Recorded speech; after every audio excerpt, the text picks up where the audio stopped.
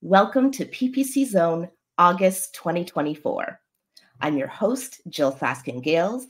I use the pronouns she and her. I'm a Google Ads coach, ex-Googler, and the founder of Inside Google Ads.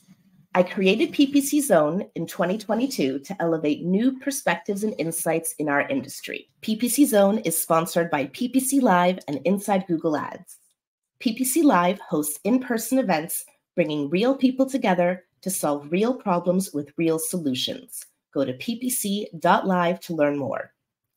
Inside Google Ads is the training program you need to become a Google Ads expert. Go to learn.jill.ca to learn more. That's learn.jyll.ca. Our final speaker in the zone today has more than a decade of paid media experience and is now Director of Paid Media for Two Trees PPC. She has managed ads for major brands like LinkedIn and Juicy Couture. She is also a published author and sought-after industry commentator. We're about to hear her explain how to spot PPC red flags and how to fix them.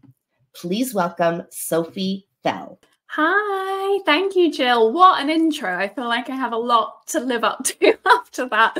But thank you so much. So today, everyone, I'm going to be talking about some red flags on your Google Ads accounts and more importantly, how to fix them.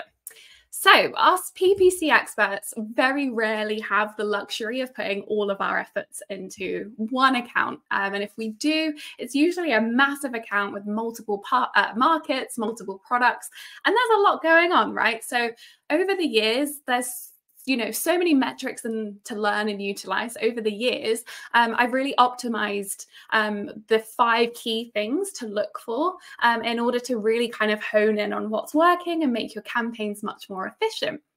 So the number one red flag is a weak CTR. And I know Nisha kind of touched on this earlier too. It is like the oxygen of a campaign, right? And it's so indicative to the health of an account. So whether your budget's, $100,000 a month or $100 a month, CTR is just a really, really great indicator of the health of the account. And what it does is shows the relevance between our ad groups, keywords, landing pages, and search terms.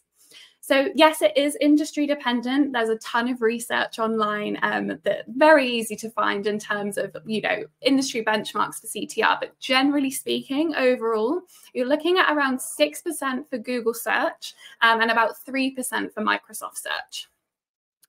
So as data-driven marketers, there are 2 ways to address a weak CTR. So the first one that you can do is view your assets reports, and that actually gives you each individual headline and description a rating, a performance rating from low to best. So if you're seeing some of your ads are underperforming, don't just replace the whole thing. Start by swapping out some of those weaker performing headlines and descriptions with alternatives, and that can give a really, really good boost to your ads. And the second thing to check is your ad group themes.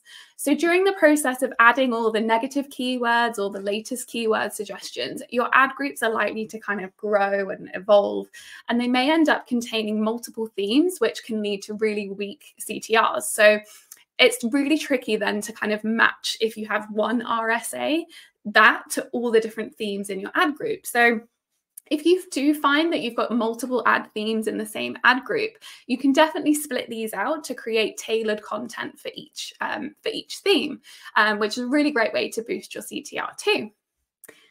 So our second red flag today is missing or incomplete campaign settings. So by now, as PPC experts, I'm sure we're all aware of the sneaky default setting that the location targeting is set to as people interested in a location rather than those necessarily in the location. If you're not, go and double check your campaigns after this to just make sure that they're serving where your target audience actually is and not kind of globally. But there are a few more settings within your campaign settings that are worth a quick check. So whether or not your brand has that kind of global appeal, global offering, your ad copy and landing pages are likely to be in a single language, right? And your keywords within that ad group are likely to be in a single language. So check your campaign settings to make sure that the language of your ad copy matches the audience that you're asking the PPC platforms to put your ads in front of. This is probably going to reduce your total impression volume, but it is likely to improve the quality and the relevancy of your traffic if you do have those kind of global campaigns running. So really, really important to check those basic campaign settings, and they are big red flags when you see all languages or all countries and territories in those settings. The next one is a lack of exclusions. So it's very unlikely that no matter how good your product or service is, it's probably not going to appeal to absolutely everyone on the internet. And as Santosh just mentioned, there's difficulties with black box reporting, with campaign types. And now we're all being encouraged to advertise across multiple inventories outside of just search. So it's really important that we keep on top of our exclusions. Now, if you don't have any exclusions on your campaigns at the moment or within your account, that could mean that you're targeting the wrong keywords, showing ads to the wrong people entirely, on irrelevant or even harmful content to your brand, or in the wrong location entirely. So I've popped on screen some exclusions to look at adding. So again, things like negative keywords, certain audience exclusions. You want to review your content suitability, placement, and topic exclusions, brand exclusion lists for some campaigns, and location exclusions too. So if you don't have any exclusions on your account and you're a little bit worried where to start, a really simple first step is just starting with negative keywords. There will always be something, like whether it's free or DIY or PDF or download, there's always, career and job terms that can be added and should be added at account level when they're irrelevant. So there's definitely at least one negative keyword that you can apply to your account. And even if you can simply exclude or include current customer lists or tweak your audience demographics from targeting those just aged 18 to 65 plus, which again, all adults on the internet, and you can exclude those irrelevant keywords. That's a really, really great start, again, to improve CTR and just improve the performance of your account in general. So the next one is subpar quality scores. So it might feel like that search is kind of fading from relevancy, but search campaigns are actually still very important and remain as kind of relevant as ever for advertisers. So even if you are running Performance Max or shopping, etc., you should still use search campaigns alongside them. And actually, Google's research has shown that there's up to 29% increase in conversions when you use PMax and Google search together, the power pair. So if we look at quality score, what this is indicative of is how relevant your ads, keywords, and landing pages are to someone who's using a search engine. So this score is made up from 1 being poor to 10 being excellent, and is available at keyword level and is made up of 3 really important factors that are ranked from below average to above average. So one of those factors is expected CTR.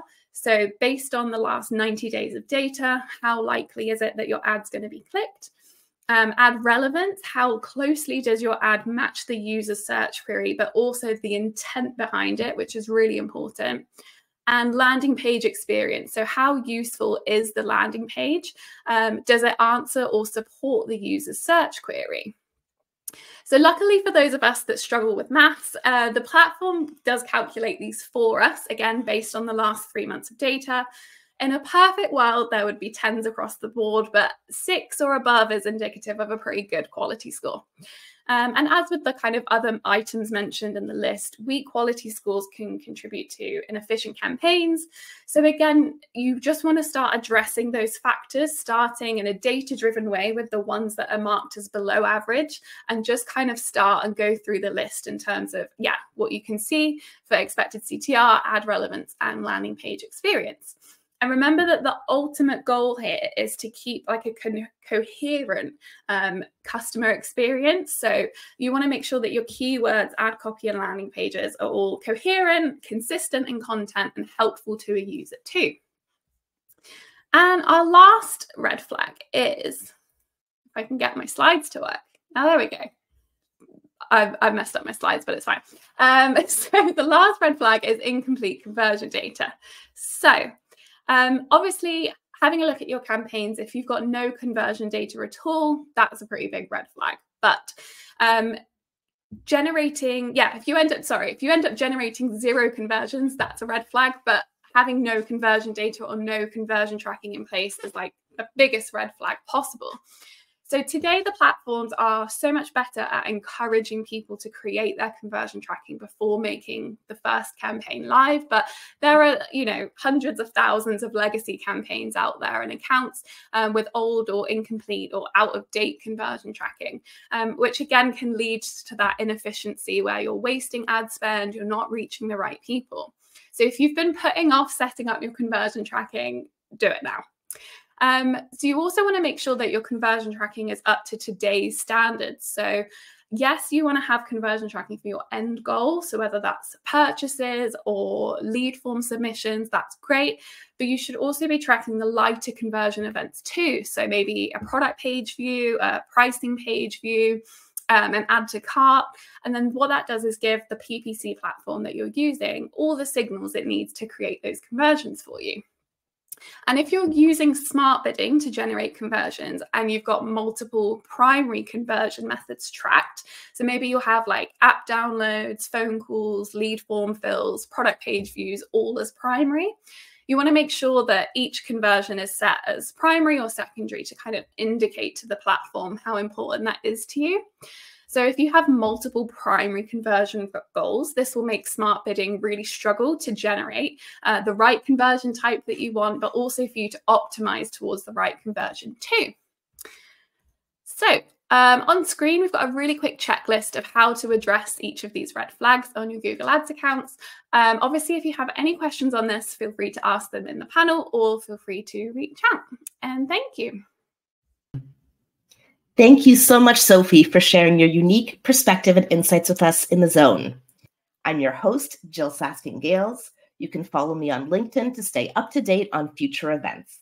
I look forward to seeing you next time in The Zone.